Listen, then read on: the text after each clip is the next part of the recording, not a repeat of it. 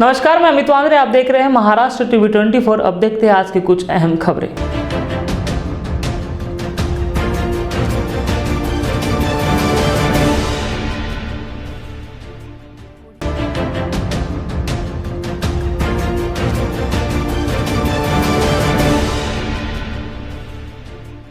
पैसों के दम पर कुछ भी हो सकता है, यह समझ लोगों को होता है और यह आमतौर पर देखने को भी मिलता है, मगर नागपुर क्राइम ब्रांच ने बड़ी कार्रवाई करते हुए इस बात को गलत साबित कर दिया। आरोपी आयुष अग्रवाल और उसके दोस्त आयुष गोयल, प्रतीक खंडेलवाल पर रैश ड्राइविंग और विभिन्न धाराओं के तहत मामला दर्ज किया। कुछ महीने पहले धनतोली पुलिस स्टेशन की हद में वॉल्वो कार से एक्सीडेंट की घटना सामने आई थी। इस घटना में आरोपी आयुष गोयल और उसके दोस्त पीयूष अग्रवाल और प्रतीक खंडेलवाल दारू पीकर गाड़ी चला रहे थे। रात का समय था। इसी बीच उन्होंने एक व्यक्ति को गाड़ी से ठोक दिया और जख्मी कर दिया। परिसर के लोगों ने जख्मी को न्यूरॉन हॉस्पिटल भर्ती किया।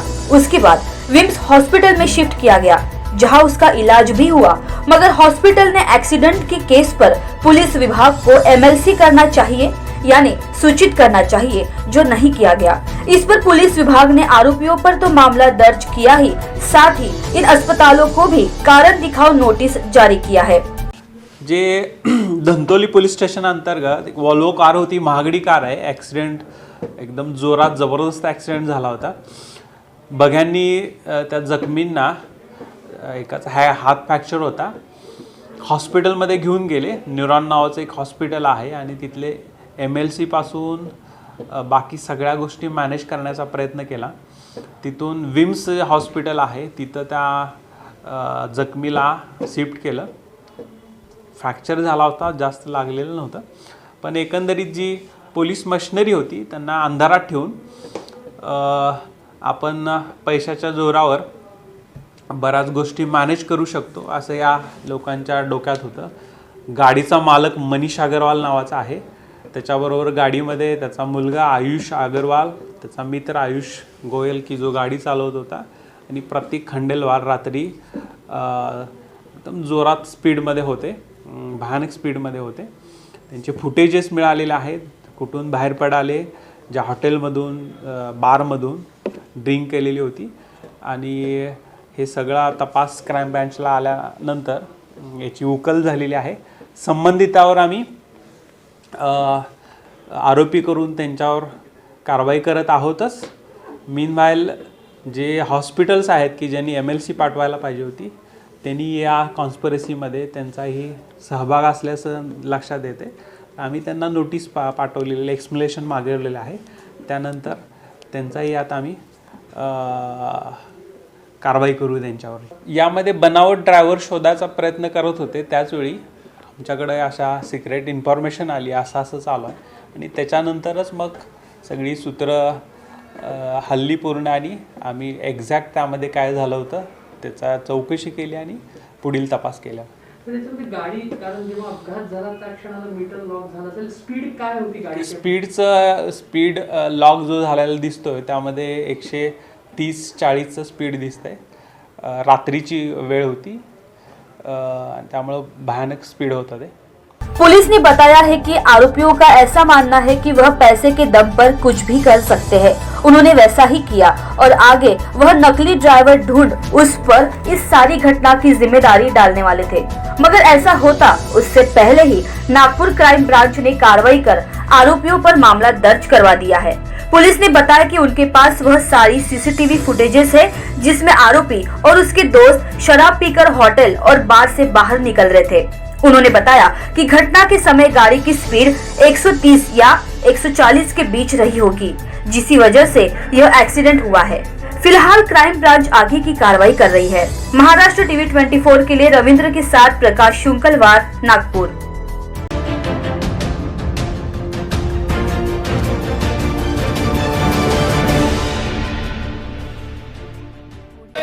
किसके पापा हैं? पेट्रोल डीजल की बढ़ती कीमतों को लेकर आज नागपुर शिवसेना ने संविधान चौक पर धरना प्रदर्शन किया। शिवसेना के कार्यकर्ताओं का कहना है कि केंद्र सरकार का टैक्स ज्यादा है, ऐसे में सरकार ने टैक्स कम कर जनता को राहत देना चाहिए। वहीं बिजली बिल के मुद्दे पर उन्होंने कहा कि भाजपा सरकार ने अपने कार्यकाल में स्पैनको के नाम पर लोगों को लूटा है, जिसके बारे में कोई नहीं बोल रहा। आज नागपुर के संविधान चौक पे नागपुर शहर शिवसेना द्वारा एक महाराष्ट्र पक्ष प्रमुख, महाराष्ट्र के मुख्यमंत्री आदरणीय पक्ष प्रमुख शिवसेना की तरफ से आदेशित पेट्रोल डीजल भाव और गैस के भाव में जिस प्रकार से लगातार वृद्धि हुई है, उसके लिए केंद्र सरकार का विरोध करने के लिए, उनकी नीतियों का विरोध करने के लिए नागपुर शहर शिवसेना की तरफ से यहाँ पर आंदोलन किया गया, जिसमें हमारा ये कहना है कि आज की सरकार ने नए बजट में और लगातार अपनी ड्यूटियों को, एक्साइज ड्यूटियों को अपना सेस बढ़ाकर पेट्रोल और डीजल के भाव इस दर से ज़्यादा कर दिए हैं कि यातायात लगातार महंगा हो रहा है, जिससे ट्रांसपोर्टेशन महंगा हो रहा है, जिसका अंजाम महंगाई पर पड़ रहा है। लोग गरीबी की तरफ जा रहे हैं, लोगों की इकोनॉमी कोरोना की वजह से कम हुई है, लोगों की आर्थिक हालात ख़राब हुए हैं और महंगाई इस दर से बढ़ रही है। उसका विरोध करने के लिए हमने एक सांकेतिक प्रदर्शन करते हुए बैलगाड़ी के ऊपर खाली गाड़ी को रखा, क्योंकि लोगों के जेब में बजट नहीं है, 100 के पार करने जा रहा है पेट्रोल। सरकार के नुमाइंदे आदरणीय रामदेव बाबा, जो कि इसके पहले बोल रहे थे कि हम 35 रुपये लेकर आएंगे पेट्रोल को, स्मिता ईरानी लगातार आंदोलन कर रही थी, और उसके बाद आज क्या इनको, इन बड़े नेताओं को, इन केंद्रीय मंत्रियों को दिखाई नहीं देता? जनता आज भी मर रही है और पिछले दशकों में, पिछले 50 सालों में जितना पेट्रोल और डीजल अपने भाव पे नहीं पहुंचा, वो अभी पहुंच गया। तो ये दुर्भाग्य है। अगर पेट्रोल की कीमतें बढ़ रही है तो ऐसे में राज्य सरकार अपने टैक्स कम करके जनता को राहत नहीं दे सकती? सर, जानकारी के अनुसार केंद्र सरकार की ड्यूटीज ज़्यादा है, राज्य सरकार के पास रेवेन्यू के कुछ साधन नहीं है। इस कोरोना में आदरणीय पक्ष प्रमुख उद्धव जी ठाकरे, इन्होंने मुख्यमंत्री के पदभार के तहत इस महाराष्ट्र को किस प्रकार से संजोया है और अपनी इकोनॉमी को डेवलप करने, महाराष्ट्र के पास कोरोना में पूरे पैसे की त्रासदी हुई है। केंद्र सरकार के पास अनेक योजनाएं हैं और उनकी ड्यूटीज राज्य सरकार की ड्यूटीज से ज़्यादा है, इसलिए केंद्र सरकार के पास रेवेन्यू के बहुत सारे साधन हैं, उन्होंने सेस ड्यूटी, तो ये सिर्फ महाराष्ट्र का सवाल नहीं है, जनता यही नहीं है, जनता पूरे हिंदुस्तान में है और पेट्रोल डीजल के भाव पूरे केंद्र सरकार ने पूरे देश में कम करना चाहिए। फडणवीस का अभी स्टेटमेंट आया है, उनका कहना है कि राज्य सरकार की टैक्स ज़्यादा है, अगर वो कम करे तो जनता को राहत मिल सकती है। फडणवीस जी जब मुख्यमंत्री थे, माननीय देवेंद्र जी फडणवीस हमारे नागपुर के ही हैं, जब वो मुख्यमंत्री थे तब उन्हें कुछ दिखाई नहीं दिया, तब उनकी ड्यूटीज़ पे उनका ध्यान नहीं गया। ये जो गंदी राजनीति की जा रही है, ये जो पक्षपात की राजनीति, ये जो तुष्टीकरण की राजनीति की जा रही है, आदरणीय देवेंद्र जी को ये समझना चाहिए कि उन्होंने भी अभ्यास करने की जरूरत है। मैं एक शिवसैनिक के नाते आप गूगल मार के देखिए, केंद्र की ड्यूटी ज़्यादा है और आदरणीय फडणवीस जी को आज से साल भर पहले ये सब चीज़ें याद नहीं आई, तब चीज़ें याद नहीं आई, तब उनको नहीं है, आज उनको ये सब याद आ रहा है। बिजली बिल के भी एक मुद्दा है, आप उस पर क्यों नहीं कर रहे हैं? देखिए, बिजली बिल के ऊपर सरकार लगातार इस कोरोना में सबके पास त्रासदी थी, सरकारें बैठ रही हैं और सब चीज़ें कर रही हैं। इसके पहले जो एसएनडीएल स्पैनको को जिस प्रकार से बीजेपी ने कंत्राटी में लूटा है, इस प्रकार से सरकार एमएससीबी को देकर वो सब चीज़ें शिथिलता की ओर जा रही है और सरकार का पूरा प्रयास है सब लोगों को रियायत देना। आज 2 महीने के अंदर में पेट्रोल डीजल के भाव जो प्रमाण से बढ़ रहे हैं, वो सर्वसाधारण जनता को ये होने वाली चीज़ नहीं है कि खर्चा जो है, बजट बढ़ जाता है, सर्वसाधारण लोगों का जो बजट रहता है वो बजट में नहीं आ रहा है और पेट्रोल डीजल के भाव बढ़ने के कारण महंगाई बढ़ती है। ये सारी बातें उनके साथ लागू है, तो हम उसके लिए सर्वसाधारण जनता के हित में आंदोलन कर रहे हैं।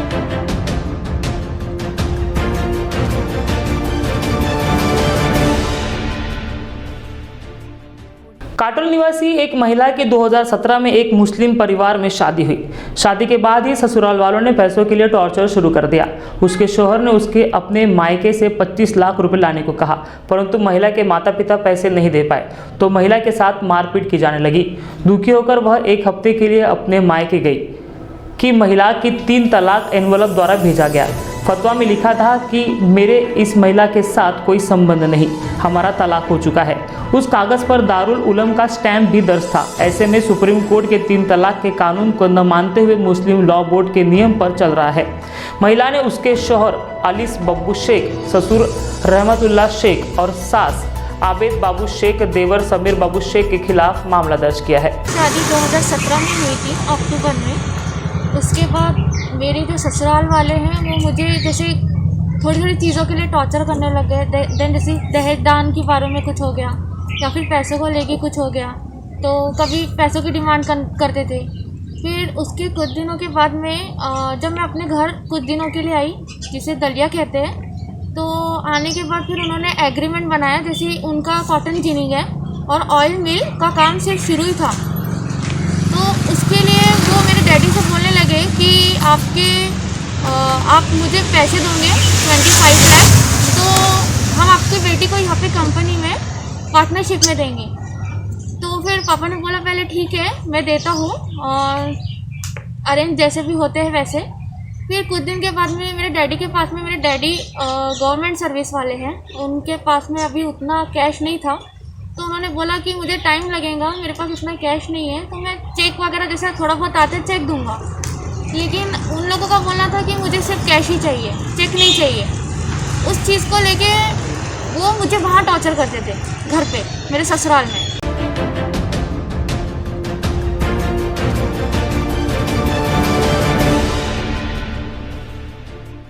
किसान विरोधी कृषि कानून वापस लो, आगे बढ़ो, हम तुम्हारे साथ हैं। किसान विरोधी मोदी सरकार मुर्दाबाद। दिल्ली में किसानों का आंदोलन शुरू है। ऐसे में समूचे भारत में विभिन्न जगहों पर आंदोलन किया जा रहा है। आज संविधान चौक में भी संयुक्त किसान मोर्चा की ओर से किसान आंदोलन के समर्थन में आंदोलन किया जा रहा है। आंदोलनकर्ताओं का कहना है कि सरकार पुलिस शक्ति के दम पर आंदोलन को दबाना चाह रही है।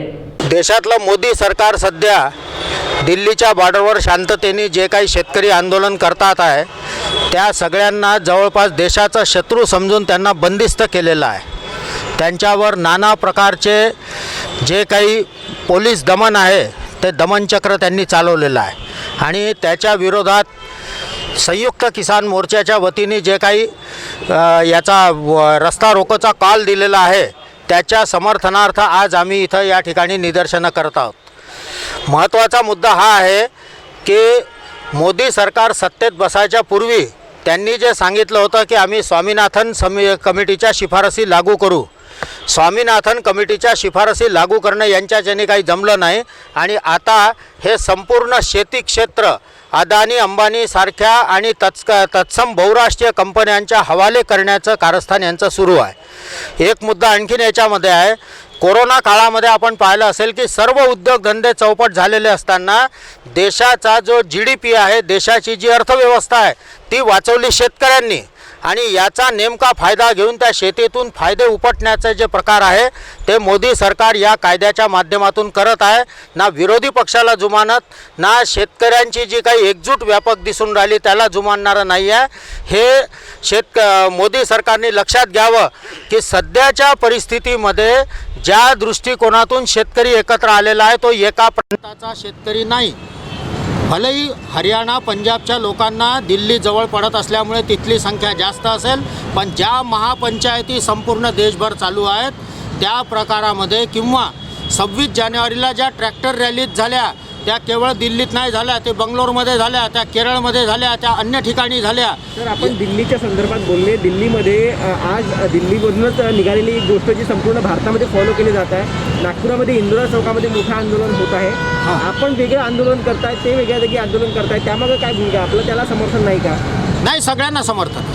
ज्या ज्या ठिकाणी जे वेगवेगळ्या ठिकाणी वेगवेगळे लोक आंदोलन करतात। आज त्या तुमच्या बोरखेडी टोल नाक्यावरही आंदोलन, इथं 500 शेतकऱ्यांच्या संघटना आहे। ज्या ज्या पद्धतीने ज्यांना जिथं शक्य असेल त्या ठिकाणी आंदोलन चालू आहे, त्याचं काही समर्थन नसायचं काही कारण नाही। अनेक शेतकरी संघटना जी आहे सरकारच्या तिन्ही कायद्याला समर्थन देत आहेत, तुमचं काय म्हणणं? त्या अनेक बिनेक नाही आहे, काही यांनी निर्माण केलेल्या शेतकरी संघटना आहे अनेक।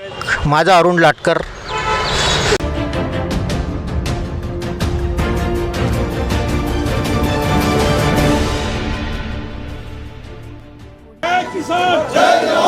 किसान आंदोलन के समर्थन में संपूर्ण भारत में विविध संगठनाएं चक्का जाम कर रही है। जहां आंदोलनकारियों ने मोदी सरकार पर उद्योगपतियों को फायदा पहुंचाने का कानून बनाने की बात कही, वही ये कानून वापस नहीं होता है तो सरकार को सत्ता से उतरना होगा, ऐसी हुंकार भी आंदोलनकारियों ने भरी। किसान कानून के विरोध में आज जिस तरीके से उत्तर नागपुर में एक आंदोलन किया गया है, जैसे देख रहे हैं इंदिरा चौकी को पूरे जाम किया गया, चक्का जाम करने की बात की गई है इनका। और जिस तरीके से अभी जो लोग आ रहे हैं, ये आ रहे टेकर नाका की तरफ से लोग आ रहे हैं, ये किसान सरकार ने जो कानून बनाए थे उसके विरोध में जो किसान के पक्ष में ये लोग आए हैं। इनका कहना है कि जब तक ये कानून वापस नहीं होता तब तक हम इसी तरह के हमारा आंदोलन चालू रहेगा। और ये जो लोग हैं ये इंदिरा चौकी पे जमा हो रहे हैं और यहाँ पर पूरा चक्का जाम कर रहे हैं। जैसे देख रहे हैं पीछे से और भी लोग और कई संगठन यहाँ पर आके चक्का जाम करने वाले हैं। देखिए जी, मोदी जी ने जो तीनों काले कानून लगाए हैं ये अपने धनदाताओं के लिए लगाए हैं और इनके धनदाता पूरे विश्व को मालूम है, अडानी और अंबानी है। 2014 से इनकी तैयारी हो चुकी थी कोरोना काल में जब माँ अपने बच्चे नहीं संभाल पा रही थी तो कोरोना की आड़ में इन्होंने तीनों काले कानून बनाए। मई महीने के अंदर इनके जो शटल होम बनने के लिए इनके ऑर्डर पास हुए हरियाणा सरकार से। ये तो पूरा जग जाहिर हो चुका है कि ये अडानिस्तान और अंबानिस्तान बनेगा देश। क्या लगता है आज जिस तरह का चक्कर जाम किया आप देखिए जी, किसान भाई हमें जैसा भी हमें अवगत करा रहे हैं उसी मुताबिक हम उनको फॉलो कर रहे हैं। टिकैत जी का, राजेवाल जी का कहना है कि अभी 6 तारीख को चक्का जाम, तो हमने चक्का जाम किया। आने वाले दिनों में ये संघर्ष और तेज होगा। जैसे हमारे को किसान नेता हमारे को जैसे अगुवाई करेंगे हम उनकी अगुवाई में चलेंगे। 26 जनवरी को जो प्रकरण हुआ जैसे किले पे, क्या लगता है वो सही हुआ है?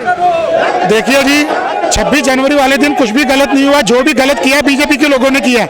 वहाँ पे बीजेपी के गुंडे मुंह बांधकर पुलिस को मारते हुए दिखाई दिए गए हैं। लाल किले के ऊपर आप नॉर्मल दिनों में नहीं जा सकते और 26 जनवरी के दिन इतनी भारी मात्रा में लोग कैसे पहुँच गए बगैर रोक टोक के? पुलिस वालों ने बैरिकेड हटाए हैं और उनसे हाथ भी मिलाया। वो बीजेपी के लोग थे उनके अंदर। और जो बात चल रही है लाल किले की, तो जो तिरंगे का अपमान तो वहाँ कहीं नहीं हुआ। तिरंगा जहाँ झूलता है वहीं झूल रहा था। वहाँ पे सिखों का निशान साहब और किसानी झंडा झूला है। अगर ये निशान साहब फौजियों की कार और जीप के आगे बांध के जाए तो अच्छा है। गलवान घाटी में हमारा सिख फौजी 12 चीनियों को मौत के घाट उतार के वहाँ पे निशान साहब फहराता है, उस समय अच्छा है। और अगर वहाँ पे खाली पाइप के ऊपर निशान साहब और किसानी झंडा झुला दिया तो उसमें बुराई क्या है भाई? पूरा बीजेपी का आता है और बीजेपी के लोग हैं। आपने देखा है बीजेपी के पंत प्रधान के साथ, अमित शाह जी के साथ उनकी फोटो है जिन्होंने भी वो काम किया है और बीजेपी के ही लोग थे वहाँ पे मुंह बांध के पुलिस को मारा है। भी हमें तो ऐसा लग रहा कि ये सिर्फ अंबानी और अदानी के लिए बनाया गया बिल है। तो ये काला बिल है। यहाँ खेती वाले लोग रोड पर मर रहे हैं और 71-72 दिन है आज का। तो 72 दिन तक के आंदोलन करना ये कोई छोटी मोटी बात नहीं है। और जब तक के ये काला कानून जो है यानी वो जो ये निकाला है वो वापस जब तक के नहीं लेते तब तक के हम यही आंदोलन करते रहेंगे। देखिए ये किस बिल जो है ये वापस होना ही पड़ेगा, करना ही पड़ेगा। और अगर ये बिल वापस नहीं करते तो ये सरकार को नीचे उतरना पड़ेगा। ये सरकार का देश को चलाने का कोई मतलब नहीं है, कोई फायदा नहीं है। उनको स्टेप डाउन होना ही पड़ेगा। ये अभी आंदोलन इतना आगे बढ़ता जाएगा, तीव्र गति से आगे बढ़ता जाएगा। पूरा देश एक है आज, किसान एकता जिंदाबाद। और अगर ये लोग नहीं किसान बिल वापस लेते तो ये बीजेपी सरकार को स्टेप डाउन होना ही पड़ेगा। ये सरकार खत्म। कौन सा देश दुनिया में, कोई भी एक एग्जाम्पल बताइए, कौन सा देश अपने किसानों के लिए इतनी खराब तरीके से उनको मारता है, उनके लिए कीले बिछाता है? उनके पास हिम्मत नहीं है बॉर्डर पे जाके कीले लगाए और अपने देश के, अपने किसानों को, अपने अन्नदाताओं के लिए वो कीले बिछा रहे। ये जो भी बात है ये उद्योगपतियों वाली बात है, क्योंकि वो लोग पहले से ही अपना सब इंतजाम करके बैठे थे कि ये बिल पास होगा और उद्योगपति अपना आके किसानों से उनका सारा अन्न और जमीन सब कुछ छीन के ये आगे और बढ़ते जाएंगे। तो उसी के लिए ये सब ड्रामा जो हो रहा है ये उद्योगपति के लिए ही, उद्योगपतियों के लिए ही हो रहा है। आप जिस तरह से दिल्ली में देखा कि जय जवान जय किसान आमने सामने हुए थे, क्या लगता है ये देश के लिए अच्छा संदेश है? बिल्कुल बिल्कुल। जितने भी हमारे किसान भाई हैं उनके जो बच्चे हैं वो आज देश की सीमा पर बैठे हुए हैं, देश की हिफाजत कर रहे हैं। 26 तारीख को जिस तरीके से किसान और जय जवान जय किसान आमने सामने हो गए थे, क्या लगता है ये अपने देश के? वो बहुत खराब बात है। लेकिन अब सरकार को सोचना पड़ेगा कि किस जवानों को किसानों के आगे नहीं भेजे, क्योंकि उनमें से जो किसान है वो सारे जवान ही हैं हमारे। वो देश की रक्षा उन्होंने कर रही है, देश की रक्षा करेंगे। लेकिन ये जो सब करा रही है ये बीजेपी सरकार करा रही है और ये सब उनको देश से खत्म करना पड़ेगा। क्योंकि हमें देश को एकजुट में बांधना है, देश के टुकड़े नहीं करने, इसलिए बीजेपी सरकार को हटना पड़ेगा यहाँ से। बीजेपी के खिलाफ में आज पूरे संगठन और पूरी पार्टी एक हुई है आज। बिल्कुल एक हुई है। बीजेपी को स्टेप डाउन करना पड़ेगा। गद्दी छोड़ो, अपना जो अपराध कर रहे हो वो खत्म करो, नहीं तो फिर हम आ गए, किसान एकता अब आ गई है और देश को आगे बचाना है हमको।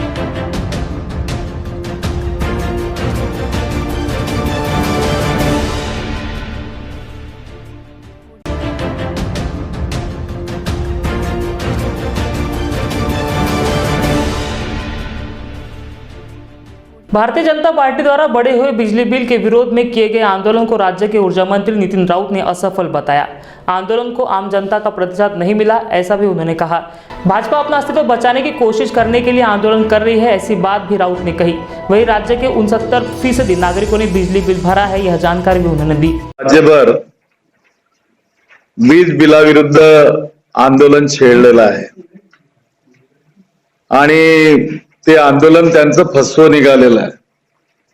पाहिजे तसा प्रतिसाद त्या आंदोलनाला अजिबात मिळालेला नाही आणि वीज ग्राहक जे आहेत, जे आमचं दैवत आहे, त्यांनी 79% वीज बिल आतापर्यंत आमच्याकडे भरलेली आहेत आणि हे का आज आंदोलन करायला निघाले त्याचे कारण असं आहे की त्यांच्या स्वतःच्या अस्तित्वाची धडपड आता केविलवाणी धडपड या ठिकाणी सुरू झालेली आहे। जनतेचा भाजपवरील विश्वास संपूर्णपणे उडाला असल्यानं स्वतःचे अस्तित्व दाखविण्यासाठी आणि टिकवण्यासाठी त्यांची ही केविलवाणी धडपड या ठिकाणी सुरू आहे।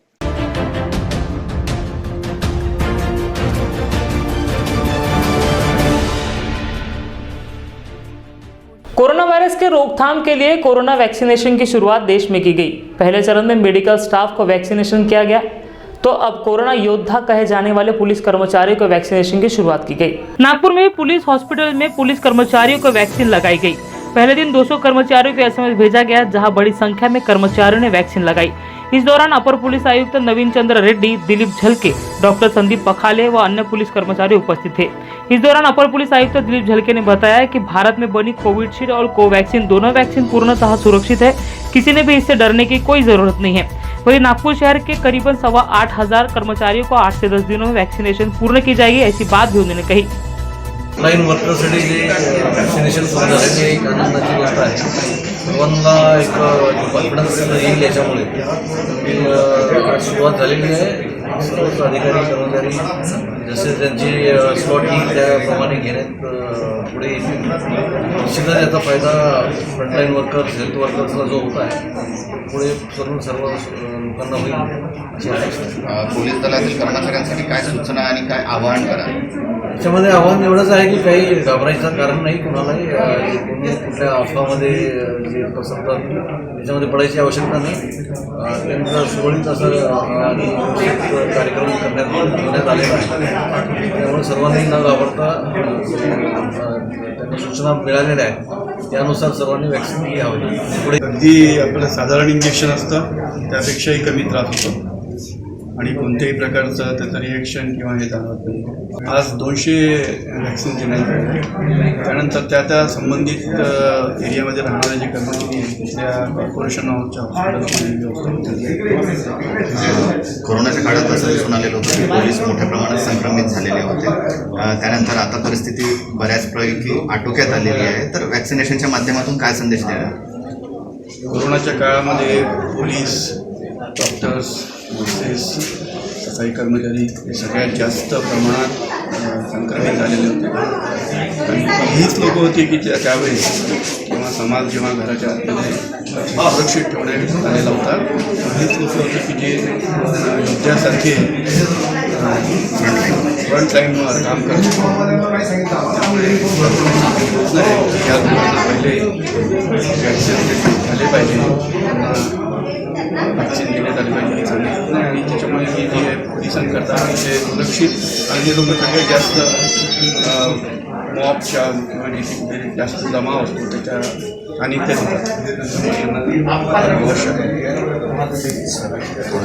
आलेली आजपासून सुरू करण्यात आलेली आहे। किती सेंटर्स राहणार आहेत, किती डोजेस अवेलेबल झालेले आहेत? आजपासून नागपूर पोलीस दलात वॅक्सिनेशनची कोविशिल्ड वॅक्सिनेशनची सुरुवात झालेली आहे। आज पहिला दिवस असल्यामुळे आपण पोलीस हॉस्पिटलमध्येच त्याची सुरुवात केलेली आहे आणि वरिष्ठ अधिकारी रेड्डी साहेब, झंडे साहेब यांच्या उपस्थितीत आज आपण सुरुवात केलेली आहे। आजच्या दिवशी 200 कर्मचाऱ्यांना SMS गेलेले आहेत आणि हे वॅक्सिनेशन विलिंगनेस असल्यामुळे जे कर्मचारी इच्छुक असतील ते या ठिकाणी येऊन घेतील सोमवारपासून कॉर्पोरेशनकडनं 16 हॉस्पिटल्स वेगवेगळ्या ठिकाणची जी त्यांनी ऑलरेडी नोटिफाय केली आहेत आणि तिथे मेडिकल स्टाफला यापूर्वी वॅक्सिनेशन झालेलं आहे, तिथलेच 16 हॉस्पिटल्स आम्हाला अलॉट होतील आणि ही सगळी पिनकोड बेस्ड आणि ऑटोमॅटेड SMS जनरेटेड सिस्टीम असल्यामुळे कर्मचाऱ्यांना त्यांच्या जवळच्या सेंटर्सचा, त्या सेंटर्सची जी लिमिटेशन्स आहेत आणि त्यांची जी संख्या आहे त्या दिवसाची हे बघून SMS जातील आणि त्या SMSवरती सकाळी 9 वाजल्यापासून संध्याकाळी 5 वाजेपर्यंत दिवसभरात कुठल्याही स्लॉटमध्ये कर्मचारी येऊन त्या ठिकाणी आपलं वॅक्सिन घेऊ शकतात आणि त्यानंतर पुन्हा त्यांना ते वॅक्सिनेशन झाल्यानंतर जो सेकंड डोस 28 दिवसांचा असतो त्याचाही पुन्हा SMS येईल आणि मग त्या सेंटरला जाऊन त्यांनी पुन्हा 28 दिवसांनी सेकंड डोस घेणं अपेक्षित आहे. आपले साधारणतः 8,500च्या आसपास अधिकारी कर्मचारी नागपूर पोलीस दलात आहेत. तर 16 सेंटर्स जर फुल्ली फंक्शनल सुरू झाले तर आम्ही एक्सपेक्ट करतोय 8 ते 10 दिवसात सर्व पोलीस कर्मचारी आणि अधिकारी पूर्ण वॅक्सिनेशन करून घेतील. सर, हे ऐच्छिक असल्यामुळे अगोदर नोंदणी करावी लागेल इच्छुक असलेल्या कर्मचाऱ्यांना? नाही, बेसिकली जो सेंट्रल गव्हर्नमेंटने जो कोविन म्हणून ॲप आहे त्याची जी सगळी नावं आणि जो सगळा डाटा आहे तो ऑलरेडी सगळ्यांचा घेतलेला आहे आणि सगळ्यांना वॅक्सिन द्यावं लागेल किंवा सगळे घेतील या अपेक्षेने सगळी सिस्टीम ऑलरेडी इन प्लेस आहे. पण विलिंगनेस असल्यामुळे तयारी सगळ्यांची ठेवली जाते. ज्या पर्सेंटेजने कर्मचारी येतील ते सगळे कव्हर होईल, पण तयारी मात्र जी आता आहे ती 100% कवर होईल अशा पद्धतीने सेंट्रल गवर्नमेंट से 5 बजे तक है, दिन में कभी भी आ सकते हैं आणि इट्स टोटली सेफ. कोई रिएक्शन और इसका सवाल नहीं है. मैक्सिमम मेडिकल पैरामेडिकल स्टाफ ने इसके पहले लेके भी ड्यूटी की है. We are taking vaccine also, we will be on duty. और अगर किसी को कोई तकलीफ है तो ऑब्जर्वेशन के टाइम पीरियड के बाद में. खबरों फिर इतना ही. आप देखते रहिए महाराष्ट्र TV 24. नमस्कार.